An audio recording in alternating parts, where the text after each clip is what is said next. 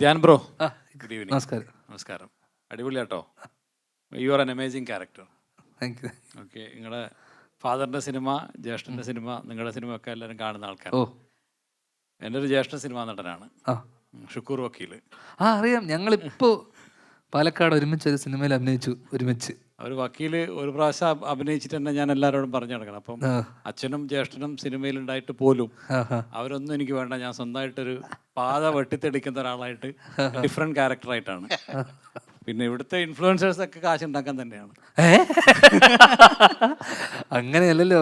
അല്ല, എന്തായാലും ആ ടോപ്പിക് അങ്ങനെ ഒരു ഇറ്റ്സ് എ ഫൺ ടോപ്പിക്. അതെ അതെ അതെ. അതിനകത്തൊരു സീരിയസ് എലമെന്റ് ഒന്നും നമ്മൾ കൊണ്ടുവരേണ്ട കാര്യമുണ്ടെന്ന് തോന്നുന്നില്ല. ഇറ്റ്സ് എ ടോട്ടലി ഒരു ഫൺ ആയിട്ടുള്ള ഒരു അല്ല, സംഭവം. പുള്ളി അതിനെ പുള്ളി ഒരാൾ വേറിട്ട് നിൽക്കുന്ന പോലെ തെറ്റില്ലല്ലോ. അതിനെ പുള്ളി അത് വളരെ ജെന്യൂൻ ആയിട്ട് കാണുന്ന ഒരു. തീർച്ചയായിട്ടും. എന്തായാലും നിങ്ങളുടെ സിനിമകളൊക്കെ ഉഷാറാവട്ടെ, ഓ ഗംഭീരാവട്ടെ. ഓ 3 കാര്യങ്ങളാണ് ധ്യാൻ ഇവിടെ നമ്മുടെ മുന്നിലേക്ക് എപ്പോഴും എടുത്തിരുന്നത്. ഞാൻ എപ്പോഴും ആലോചിക്കുമ്പോൾ അതിനൊന്ന് ക്രോസ് സെക്ഷൻ എടുത്ത് നോക്കുമ്പോൾ, ഒന്ന് ഫ്രീഡം. ഒരാളുടെ ഫ്രീഡം എന്താണെന്ന് ലോകത്തിന് മുഴുവനും പഠിപ്പിച്ചു കൊടുത്തൊരു മലയാളിയാണ് ധ്യാൻ. എന്തും ഏതും എങ്ങനെ ചേട്ടാ ഞാൻ പഠിപ്പിച്ചു കൊടുക്കണം. What we learn from you. ഇപ്പൊ പുള്ളി ഇൻഫ്ലുവൻസർ എന്താണെന്ന് എനിക്ക് പഠിപ്പിച്ചു തന്ന പോലെ ഇപ്പൊ. രണ്ടാമത്തെ ഐഡന്റിറ്റിയാണ് ധ്യാന്റെ ഒരു ഐഡന്റിറ്റി. അത് അച്ഛൻ്റെ മകനാണെന്നോ അമ്മയുടെ മകനാണെന്നോ ജ്യേഷ്ഠൻ്റെ അനുജനാണെന്നോ പറയാതെ ധ്യാനായിട്ട് നിൽക്കുക എന്നുള്ളത് ഒരു വലിയൊരു ഐഡന്റിറ്റി.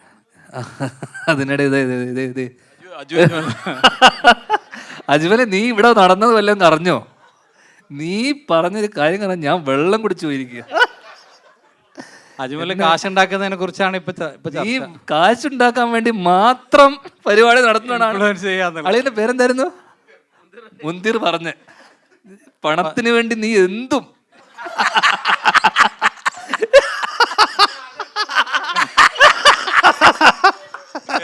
നിങ്ങൾ തമ്മിൽ തല്ല ആവശ്യമുണ്ട്. ഏതായാലും ധ്യാന്റെ വരവ് നന്നായി.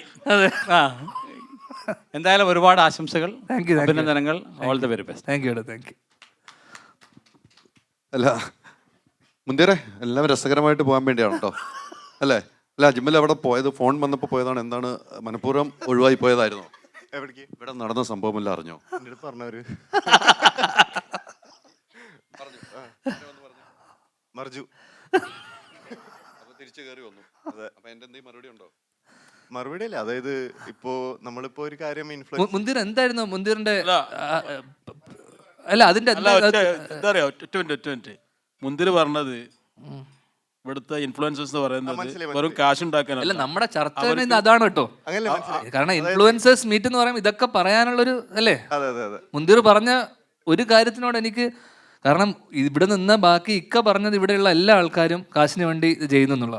അവിടെ മുന്തിർ ഇവിടെ ഒരു ഇതുണ്ട്. ഒരാൾ മാത്രമാണ് ഇതിൽ മാറി നിൽക്കുന്നത്, മുന്തിർ മാത്രമേ ഉള്ളൂ അങ്ങനെ നോക്കുമ്പോൾ, അല്ലേ? ആരാ? നിങ്ങളാ? അതാണല്ലോ നിങ്ങൾ രണ്ടുപേരും ഒരുമിച്ചിരിക്കുന്നത്. ആണോ? ആണോ?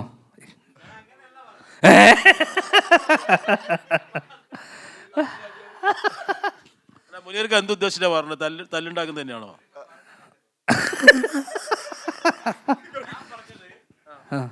എല്ലാ തൊഴിലിനും ഒരു പ്രതിഫലം ആവശ്യമാണ്.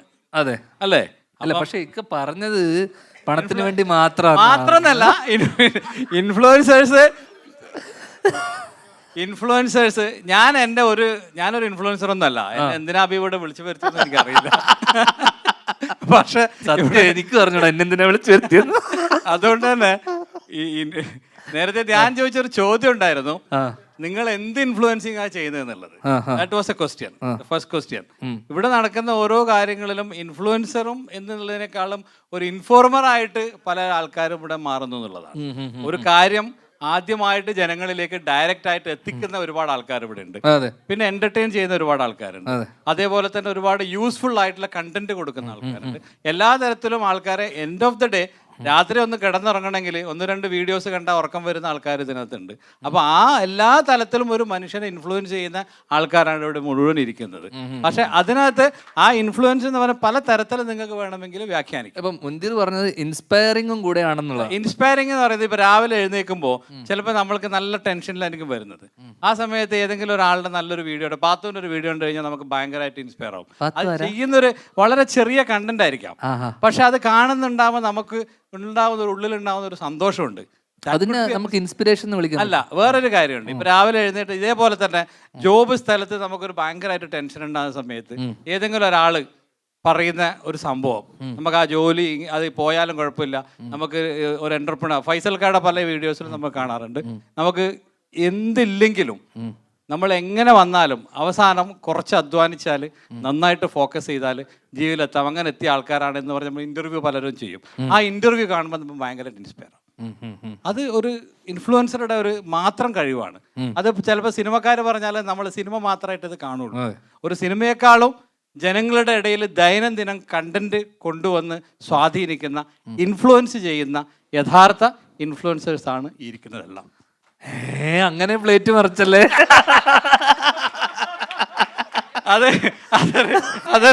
അതൊരു അല്ലേ മുന്തിർ, am I right? പക്ഷെ അത് പണത്തിന് വേണ്ടി മാത്രമാണ് ഞാൻ പറഞ്ഞത്. ഞാൻ തെറ്റാണെങ്കിൽ ഞാൻ പിൻവലിക്കുന്നു. I apologise for that. പക്ഷെ അത് പണം ഇല്ലാതെ വെറുതെ എല്ലാരും ചെയ്യണമെന്ന് ചടിക്കുന്ന കുറെ കച്ചവടക്കാർ ഇവിടെ ഉണ്ട്. അല്ല, അങ്ങനല്ല, അങ്ങനത്തെ ആരോട് പറയാനുള്ളത്, ചെയ്യുന്ന വർക്കിന് ശമ്പളവും കാശും കൃത്യമായിട്ട് കൊടുക്കണം.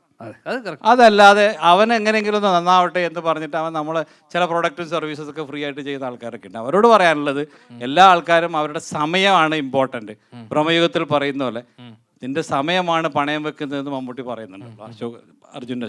അതേപോലെ സമയമാണ് ഇവിടെ ഇമ്പോർട്ടന്റ്. ഇത്രയും നേരം ഇവിടെ വന്നിരിക്കുന്നവരൊക്കെ ഇതേ സമയം കൊണ്ട് അവർ 2 ഷൂട്ട് ചെയ്ത് കഴിഞ്ഞാൽ അവർക്ക് ആ എല്ലാ കാശ് ഉണ്ടാക്കുന്ന ആൾക്കാരാണ്. അപ്പോൾ value for your time, that is important for any influencer. That's all, sir. Okay അല്ലേ? മറുപടി കറക്റ്റായി എന്ന് തോന്നുന്നു അല്ലേ? പക്ഷെ എങ്കിലും അജ്മൽ പറയണം. അജ്മൽ പറയണം, മറുപടി പറഞ്ഞേ മതിയാവുള്ളൂ. അജ്മൽ മറുപടി പറയണം. ഇതിന് ആള് വെറുതെ ഒരു തമാശക്കൊരു ചോദിച്ചു, ഞാൻ തമാശക്കൊരു കേട്ടില്ലേ? ഞാൻ കാര്യമായിട്ടാ ചോദിച്ചത് നിന്നോട്. ഞാൻ ശരിക്കും ചോദിച്ചെന്ന് വെച്ചാൽ, എന്തുകൊണ്ടാ ചോദിച്ചെന്ന് വെച്ചാൽ, ശരിക്കും അങ്ങനെ ഒരു ക്വാളിറ്റി ചെക്ക് നടത്തണ്ടേ നമ്മളൊരു സംഭവം? അങ്ങനല്ല, എന്റെ സംബന്ധിച്ചാൽ ദുബായിൽ ഇപ്പൊ ആള് പറഞ്ഞ പോലെ ഇവിടുത്തെ പ്രൊഡക്റ്റ് ഇറക്കുകയാണെങ്കിൽ എന്തെങ്കിലും ബ്രാൻഡ് ഇറക്കുകയാണെങ്കിൽ തന്നെ അതിന് അതിൻ്റെതായിട്ടുള്ള വാല്യൂ ഉണ്ടാവും. പിന്നെ അത് നമുക്ക് കിട്ടുമ്പോൾ നമ്മൾ എന്തായാലും ഒരു സാമാന്യ ക്വാളിറ്റി ഉള്ള ഒരു പ്രൊഡക്റ്റ് നമ്മൾ ആൾക്കാരിലേക്ക് എത്തിക്കും. അതിന് താഴേക്കുള്ള സംഭവം നമ്മൾ ചെയ്ത് കഴിഞ്ഞാൽ നമുക്കും നമ്മുടെ അക്കൗണ്ടിനും അത് ഇതാവും. അങ്ങനത്തെ രീതിയിൽ പിന്നെ പേയ്മെന്റ് എന്തായാലും നോക്കുന്നത്. ഓക്കെ അല്ലേ? ഓക്കെ.